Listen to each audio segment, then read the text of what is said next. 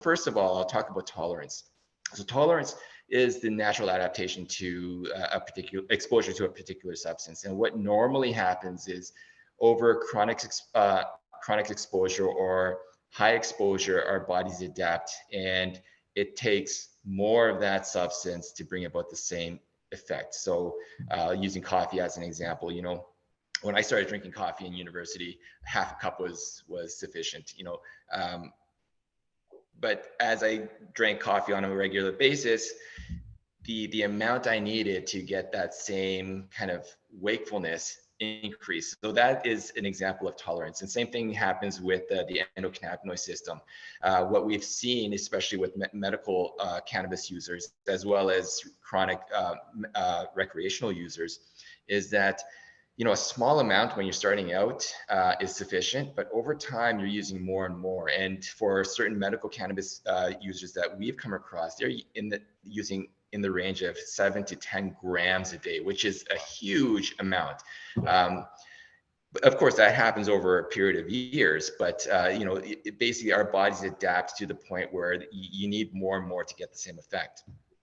What's interesting is that even though we've seen that with CB1 receptors, numerous studies have shown that we don't seem to see that with CB2 receptors. So tolerance doesn't seem to develop for some reason at the level of CB2. So at least in the number of studies that have been done, it doesn't look like you can build up that tolerance with CB2 agonists. So staying with one particular dose seems to be sufficient. The other thing I should mention is that when it comes to the endocannabinoid system, it seems to operate, and again, I'm focused more on the CB1 receptor. Again, that's where a lot of the research that's been done in answering this type of question revolves around. And what we see is that the endocannabinoid system works on what they call a biphasic dose response curve. So most things, and I'll use caffeine as an example, work on a linear dose response curve. So you take a small amount, you get a particular response. You take a large amount, you get the same response, but in a greater intensity.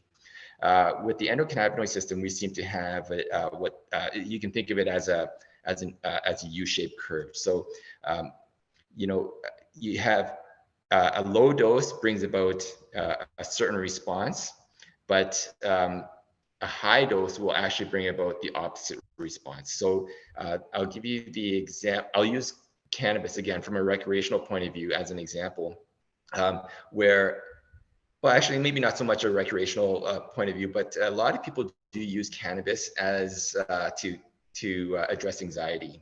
Now the thing is if you're a novice user where your body has not adapted to that level of THC, or even if you're a regular user, but you just have way too much for your body's tolerance level, it's going to actually induce anxiety. So that's a perfect example of that biphasic dose response curve, where a small amount can bring about one response, but a larger amount brings about the opposite response. And to bring the discussion back to the mitochondria. So the mitochondria actually have CB1 receptors, and some of this is preliminary research, just to let you know. There isn't a lot, but the research that I did see shows in some situations activating CB1 receptors can actually induce the electron transport chain and make it more active. But in other situations, it can actually cause a reduction in the activity of the electron transport chain, which is the key component of oxidative phosphorylation, or creating energy through the use of oxygen. So when you look at these types of studies where the results are completely conflicting with each other, my immediate thought is going back to my understanding of the endocannabinoid system and that biphasic dose response curve, is that if you have a small amount of THC or anything that's going to activate those CB1 receptors, you're going to potentially increase the activity of the electron transport chain. But too much, you're going to have the opposite effect. So when it comes to using products like this, I think it is important to make sure that you're using the right dose, and the right dose for you might not necessarily be the same right dose for the next person. So it really is an individual thing. The last thing I'll mention is, and this is more specific to our products, is that every single product that we use or ingredient that we use in our products has GRAS status, or generally recognized as safe. So these products these ingredients are considered food ingredients. So in terms of the amount that you would need to bring about, say, a toxic effect is quite high. Now, of course, you don't ever want to overdo anything, and that's true with our products as well. That being said, we've not come across anyone that's reported any sort of toxic effects. So again, as long as you're using it the way that we recommend, there shouldn't be any issues with adverse effects or toxicity or anything like that. At least we haven't come across that yet.